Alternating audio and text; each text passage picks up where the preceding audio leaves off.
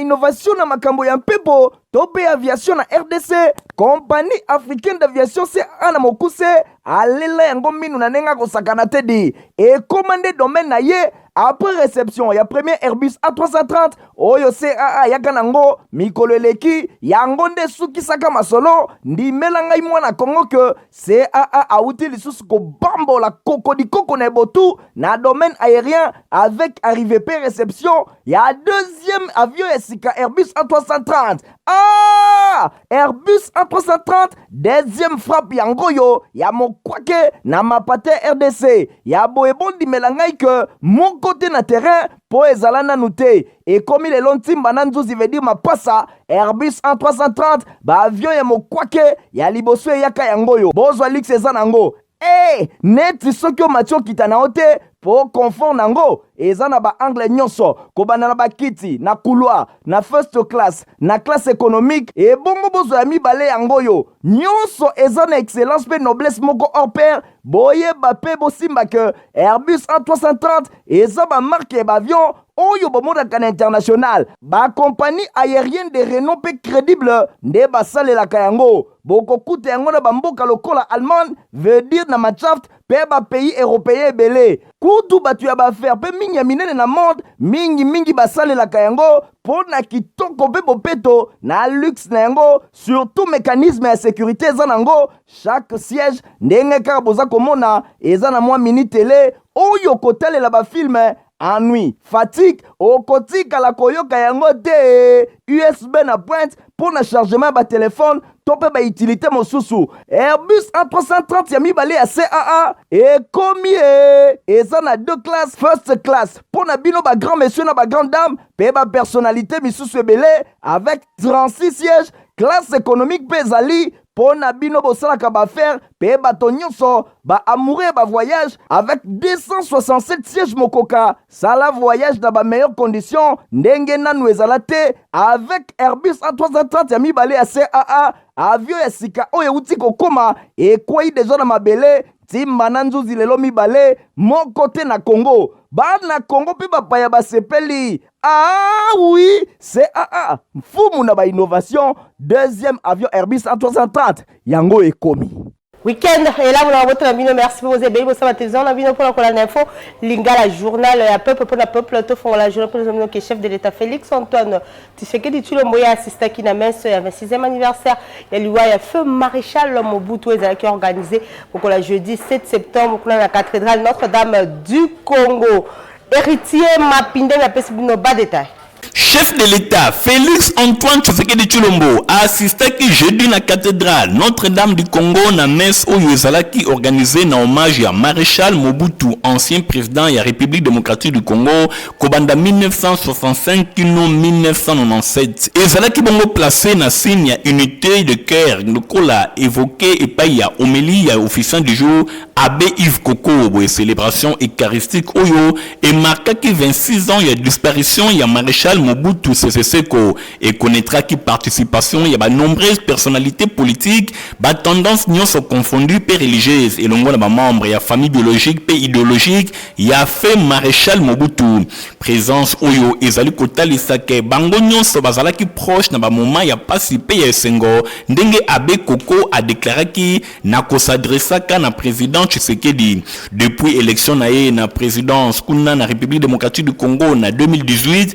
président Félix Antoine Tshisekedi Tshilombo a multiplié l'action ya ndenge na ndenge pour na kopesa ba hommage et pas ya ba ancien chef d'état ou longo na ba personnalité mosusu ou ba marka histoire ya mboka na faveur ya mission itinérance na province ya Équateur président Tshisekedi a talisaki intention na ye ya organiser na mboka ba funérailles nationales pour na président Mobutu Sese Seko Kukumbwendu wa Zabanga oyo ezali bongo elembo moko ya monene pour na République démocratique du Congo ndenge moko na Patrice Emery Lumumba ou azalaka premier ministre de la République démocratique du Congo. Maréchal Mobutu akufaka le 7 septembre 1997 na Rabat na Maroc et pa wapi abandaki kovanda na sima ya kolongwa na pouvoir le 16 mai ya mbula moko. Azalaki deuxième président de la République démocratique du Congo ex-Zaïre.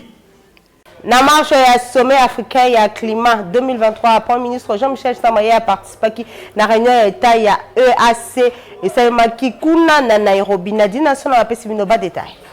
Kozwana ye maloba liboso ya ba chef d'état, gouvernement, ba responsable ya ba entreprise, pe ba représentant ya société civile ye nani premier ministre Jean-Michel Samalukonde Kenge et pa yuapi a proposé qui 3 ingrédients par rapport ya ba défi climatique évoqué na sommet ya Nairobi. Le premier point a plaidé qui pour accès na ba conditions juste pe équitable ya ba pays africain na financement boso ya kosenga lisungi pona ko promouvoir croissance verte pe ko développer yango na échelle ya continent ba énergie renouvelable. Deuxième point, Premier ministre a plaidé qui pour la solidarité na ba projet et intérêt commun na secteur ya ba énergie renouvelable. Bosengeli koyeba ke na occasion oyo chef ya gouvernement a belela ki na communauté internationale pour la solidarité na ba question oyo etali kimia pe sécurité et pa yuapi et sali déjà 3 décennies na partie orientale ya RDC bazanga kimia. Troisième ingrédient, kuna premier ministre a proposé qui pour na solution innovante na ba défis environnementaux, a évoqué nouvelle économie à climat, accès na conservation, pe na restauration ya ba forêt, pe les sous na agriculture susceptible ya ko garantir santé, pe sécurité alimentaire. Bosimba ke RDC azo défendre position na ye étant que pays solution et pa yuapi azana ba atu ebele totangi ba 155 millions hectares ya forêt tropicale, soit 10% ya ba forêt tropicale na planète, pe plus de 60% ya ba forêt ya bassin ya Congo na vaste territoire ya 2 345 410 km² et ont disposé 80 millions hectares na terre arable utile na développement ya grand projet agricole na main d'œuvre y a plus de 50 millions ya ba jeunes pe tourbière y a plus de 30 gigatonnes y a dioxyde ya carbone na faune peu flore ezoko classé RDC na 5e position ya puissance mondiale na terme ya biodiversité pe potentiel photovoltaïque ezako estimé na 70 000 mégawatts grâce na exposition naturelle nango na ligne ya équateur na important potentiel énergétique environ 37% ya potentiel africain pe 6% ya potentiel mondial na barrage hydroélectrique qui a inga capable ya ko fournir plus de 100 000 mégawatts na 40% ya réserve ya minerai stratégique ya cobalt et pa yuapi pays ezako assurer actuellement 60% ya production mondiale. Tobeta bongo masolo ya distinguée première dame Denise Nyakero Tshisekedi wa salaki mokola jeudi 7 septembre 2023 visite et inspection ya ba travaux ya centre Mabanga avant réouverture na yango ekusalema mikolo ezali ko ya Stéphane Skandi reportage. Ebele ya misala oyo ezalaki consacré na construction pe rénovation ya centre ya médecine mixte pe anémie yango eyebanaki mingi na kombu ya centre Mabanga lelo bakomi komilengele pona ko dévoiler elongi ya sika pe ko reprendre ba activité na bango. Distinguée première dame Denise Nyakero Tshisekedi akitaki yemoko na site oyo pona ko s'assurer que ba travaux ezali ko avancer selon calendrier na bango ya ko la réouverture na mois octobre 2023. Ba personnel soignant pe ba patient kalaté ba koza privilège ya ko découvrir ba installation oyo ezali penza ko répondre na ba nombre strict ya matière ya santé. Ba koza pe lisusu ba service supplémentaire locaux la ophtalmologie, dentisterie et kokoma désormais accessible pour na ko rendre na ba besoin ya communauté et sengeli boyeba ke pendant période ya ba travaux ba maladie nyonso bazalaki accueilli na centre yolo médical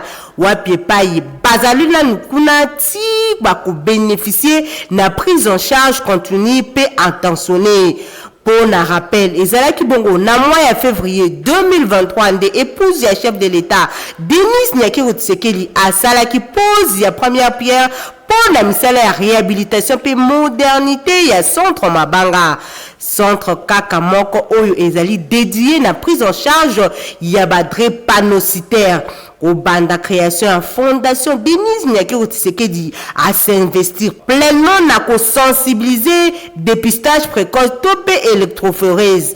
Ba memi pe soutien na bango na surtout oyo ya prise en charge ya ba maladie oyo. Lelo oyo grâce ya appui ya ba précieux partenaire na bango ba malade ba komi ko bénéficier d'un environnement moko ya kitoko et sengeli bosimba lisusu ke réouverture ya centre mabanga et ko marquer étape monene na lutte ya centre drépanocytose oyo pe engagement ya fondation na amélioration ya prise en charge sanitaire.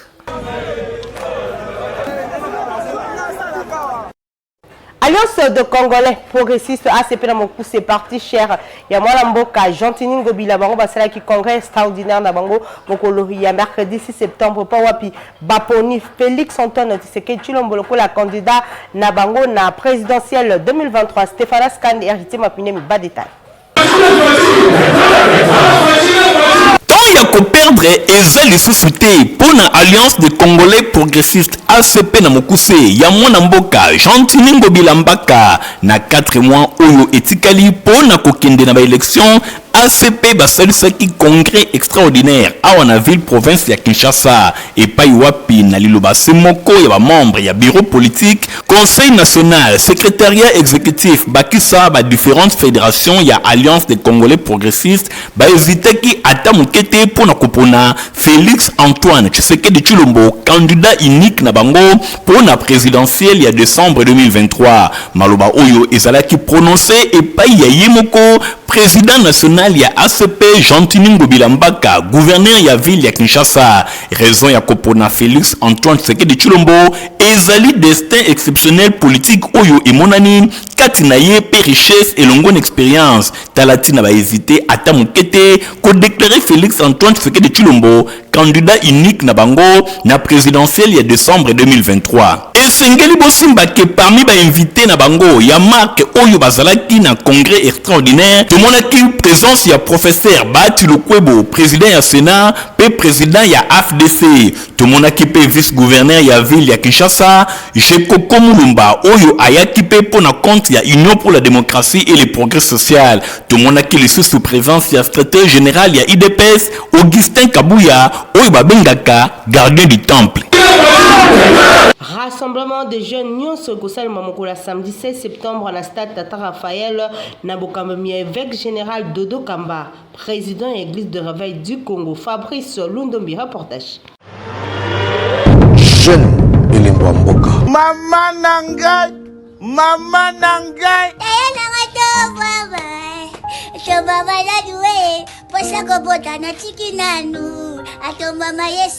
Jeune Elembo ya Mboka. Jeune Elembo ya Mboka. Jeune Elembo ya Mboka. Jeune Elembo ya Mboka. Jeune Elembo ya Mboka. Dis-moi ce que tu fais de ta jeunesse, je te dirai ce que tu seras demain. Que tu sois homme, que tu sois femme. Enfant, adulte, adulte. Boya, Ozangate. Le 16 septembre. Le 16 septembre. 16 septembre à 9h. Na stade Tata Raphaël. Tata et Raphaël. Jeune Tolingo la Moussa, conscience na yo. ba jeune bazo kufa koleka bampaka. Ozo baluka be famille otala be papa Santa azana no meyo mwana ya 22 ans 23 ans okufi eza pona nini jeunesse eza ya kolamuka te. Certes, makambo ezo évolué te. On se demande pourquoi. Parce que totiki Yesu musika na biso. Toya tosola masolo oyo etali bonzambe. Avec le prophète Dodo Kamba. Dodo Kamba. Ngapalida Kamba na kozala. L'homme a causé avec le Seigneur sans intermédiaire. Il ne passe pas par Moïse, non plus Jacob, ni Joseph, directement par Dieu. Balobi ba yembi minene ba kozala. Nzamba sali. Kolo Yesu yomo pikisi. Wana tombolo.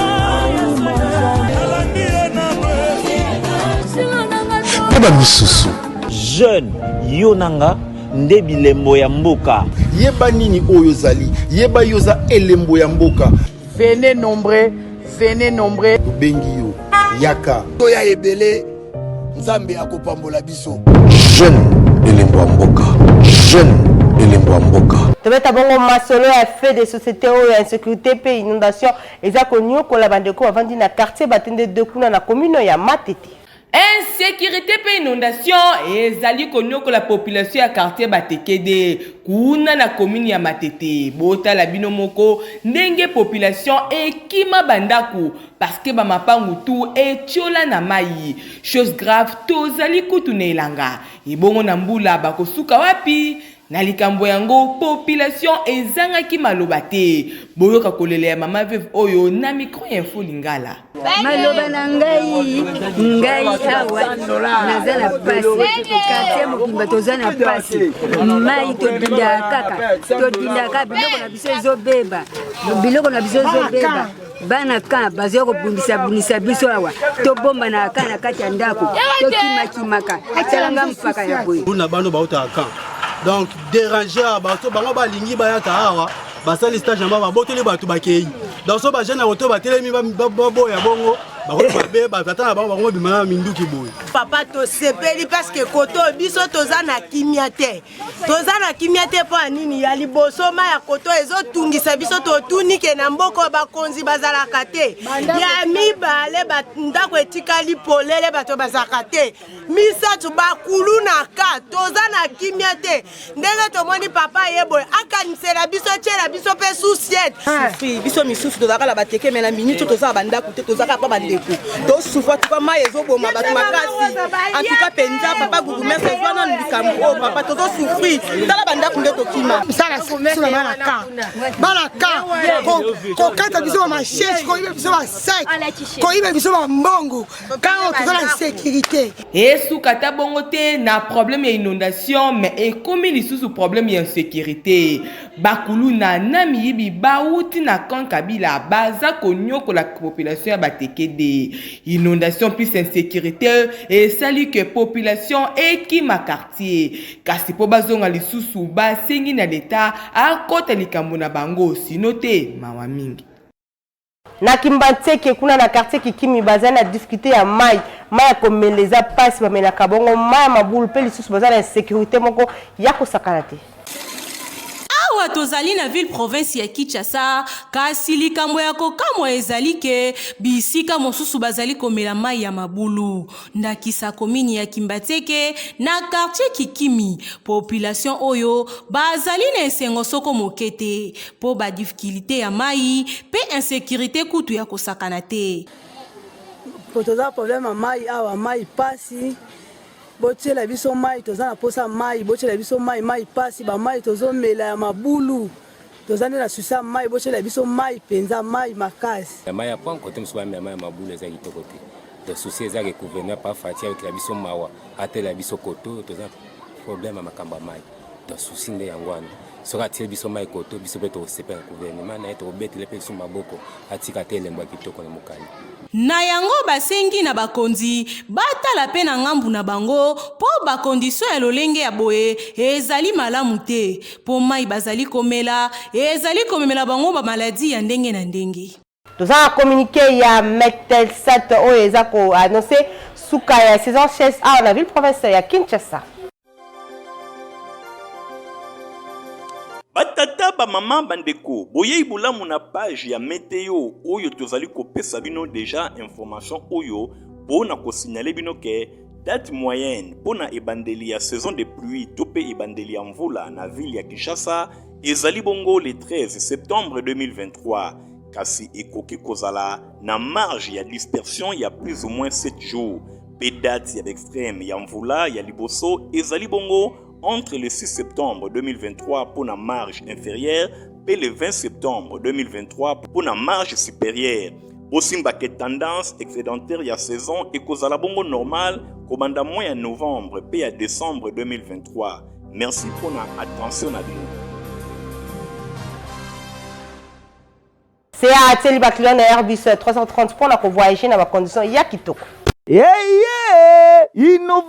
Innovation na makambo ya mpepo tope aviation na RDC compagnie africaine d'aviation c'est ana mokuse alela yango minu na nenga kosakana tedi e commandé domaine na ye après réception ya premier Airbus A330 oyo CAA yaka nango mikolo eleki yango nde sukisaka masolo ndimela ngai mwana Kongo ke CAA auti lisusu kobambola kokodikoko na ebotu na domaine aérien avec arrivée pe réception ya deuxième avion ya sika Airbus A330.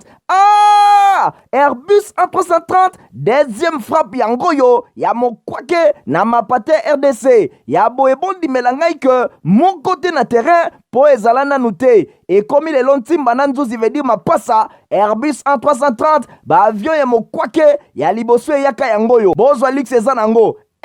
neti soki o matio kita na ote po confort nango eza na ba angle nyonso kobana na bakiti na couloir na first class na classe économique et bongo bozo ya mibale yango yo nyonso eza na excellence pe noblesse moko hors pair boyeba pe bosimba ke Airbus A330 eza ba marque ba avion oyo bomodaka na international ba compagnie aérienne de renom pe crédible nde basalelaka yango bokokuta yango na bamboka lokola Allemagne veut dire na Machaft pe ba pays européen ebele kutu batu ya baaffaire pe mingi ya minene na monde mingi basalelaka yango po na kitoko pe bopeto na luxe na yango surtout mécanisme ya sécurité eza nango chaque siège ndenge kaka boza komona eza na mwa mini télé oyo kotalela bafilme ennui, fatigue, okotika la koyoka yango te USB na pointe pour le chargement ba téléphone tope ba utilité mosusu Airbus A330 ya mibale ya CAA et komie eza na deux classes first class pour na bino ba grand monsieur na ba grande dame pe ba personnalité misusu ebele avec 36 sièges classe économique pezali pour na bino bosalaka ba faire pe bato nyonso ba amoureux ba voyage avec 267 sièges mokoka sala voyage dans ba meilleures conditions ndenge nanu ezala te avec Airbus A330 ya mibale ya CAA avion ya sika oyo uti kokoma ekwei deja na mabele timba na nzuzi lelo mibale moko te na Congo bana Congo pe bapaya basepeli oui CAA mfumu na ba innovation deuxième avion Airbus A330 yango ekomi Kin Wi-Fi eza internet ya kitoko pe ya qualité 24 heures sur 24.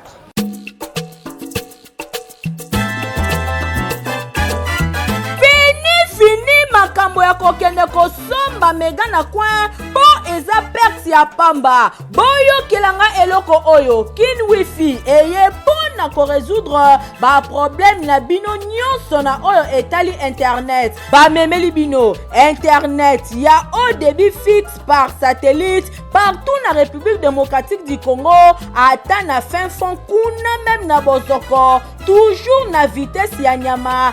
na 50 mégabytes par seconde bakisa likolo nango bonus data la nuit ya 150 p 300 giga de 22h à 6h bobo solo la kitoko bo travailler ne lengi pe o télécharger biloko nyonso oyo za nango posa na ba entreprise bar restaurant hôtel église même na wenze bo partager connexion à ta quartier mobimba po Kin Wi-Fi internet assuré vitesse kuba yango ekata na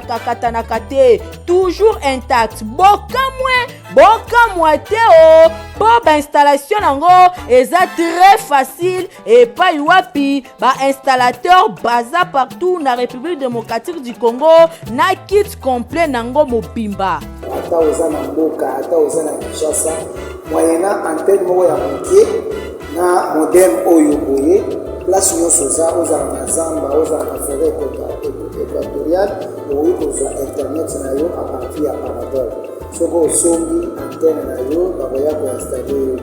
soko oza na mboka oza mpe na baingénieur indépendant bazala na disposition na biso mpona koinstalle antenne kuta Kin Wi-Fi na rond-point Forescom na kati ya immeuble la Brousse na commune ya Gombe oza mobimba stribi olingi olata sapato ya qualité pe ya kitoko place eza se moko na 7e rue Limete okomona Papa Griffe aza na kosunga yo po lata sapato moko ya qualité 7e rue Petit Boulevard pasi na ngai eutako apio olingaka basapatu kitoko olingaka mokoto ya malonga oyo ekobimisa yo propre liboso ya bato nyonso esika eza se moko na 7e rue na commune ya Limete na place commerciale na Petit Boulevard tala malamu yeyo collègue ya bato nyonso basalaka basapatu minene na mikili ya poto basapatu ya kitoko oyo bino boyebi yeyo ye moko ayebi mosala na ndenge akosakana te bato nyonso bayebi collègue ya Jimmy Weston azali kosala mokoto na ndenge akosakana te nayebi ke chef de l'état Fachi Beton oyebi nga na kombo oyebi nga na lobby oyebi nga na musala. Moi je pense que c'est déjà quelque chose de bon. Puis oyebi batezaki na limete toki na premier ministre nous allons na misé oyo kota parler du peuple obenga ngai tokutana mais tu le loka ba blocage. Mais on a même la ministre là, ministre de la culture Azali, ministre de l'industrie Azali, ministre de la PMI Azali, PMR.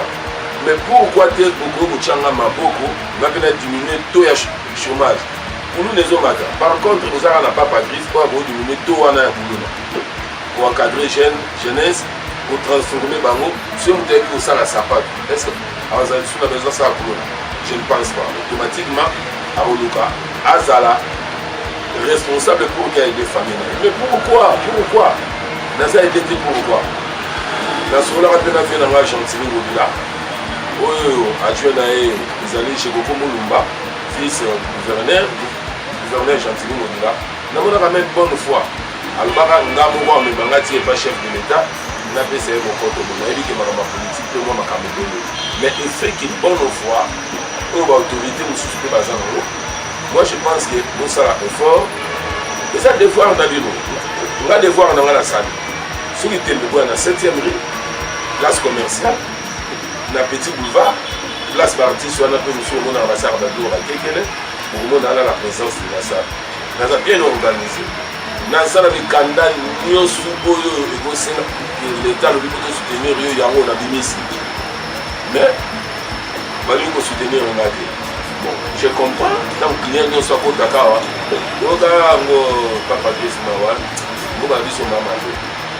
on va soutenir Rio. Il faut sympathience. Maintenant, non sympathience na vie na ngati. Donc je suis à Awa. Aux ala au sala fête, au dia ba million sur la fête. Là ta la pièce à Awa. Aux ala au mariage là ta Awa. Aux ala sapatu ya munene, le la île. Yaka na odinina ngoko mangwa yemo. Ko kawo. Ozala o le quoi est mort on dit comme abolique le cola il y a dans ça dans sa réparation dans sa fabrication donc na yebi musala comme il se doit ota ki bater ça Oyoki adresse ezase moko na 7e rue Petit Boulevard na commune ya Limete et pa iwapi ba chaussures ba sandales ba mapapa ezali kosalema na ndenge ya kosakana te soki okoti awa obosani Italie libela. Diaming eza potopoto esami na bana mboka eza repas moko complet na kati na yango eza na protéines, vitamines pe énergie. Stéphane Scandi reportage. D'une génération à une autre, choix ya potopoto Diaming et tikali na top. Ngai nakolisa bana na ngai na Diaming. Bana na ngai pe bazali kokolisa oyo ya bango bakoko na ngai kaka na Diaming. Diaming ezali potopoto ya kitoko pe elengi et salemi na bana ya mboka. Consommons congolais.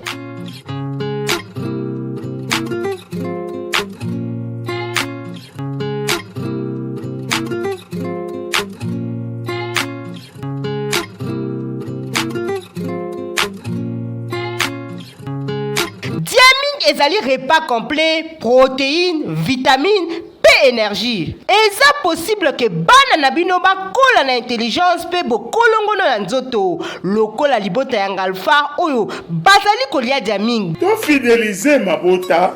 na bana na biso na Diaming lia otonda d'une génération à une autre. Bozaki ebele pour la colonne info ngala journal peu pour la peuple sepela qui n'a pas merci Nigor Hontingi azalaki nasima ya caméra concours rédactionnel Ruth Kindu héritier mapindemi ya superviseur qui journal au montage ici maman qui est Fabrice Lundombi na binoto pisani rendez-vous ko ezali ko ya au revoir.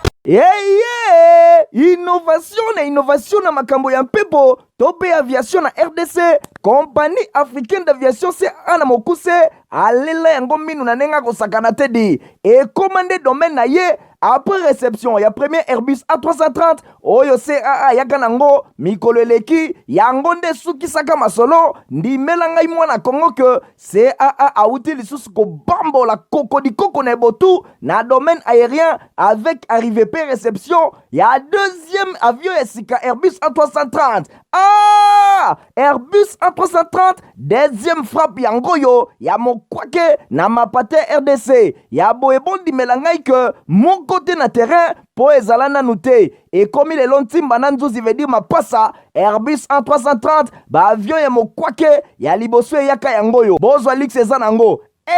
neti soki o matio kita na ote po confort nango eza na ba angle nyonso kobana na bakiti na couloir na first class na classe économique et bongo bozo ya mibale yango yo nyonso eza na excellence pe noblesse moko hors pair boyeba pe bosimba ke Airbus A330 eza ba marque ba avion oyo bomodaka na international ba compagnie aérienne de renom pe crédible nde basalelaka yango bokokuta yango na bamboka lokola Allemagne veut dire na Machaft pe ba pays européen ebele kutu batu ya baaffaire pe mingi ya minene na monde mingi basalelaka yango po na kitoko pe bopeto na luxe na yango surtout mécanisme ya sécurité eza nango chaque siège ndenge kaka boza komona eza na mwa mini télé oyo kotalela bafilme ennui, fatigue, okotika la koyoka yango te USB na pointe pour le chargement ba téléphone tope ba utilité mosusu Airbus A330 ya mibale ya CAA et combien eza na deux classes first class pour na bino ba grand monsieur na ba grande dame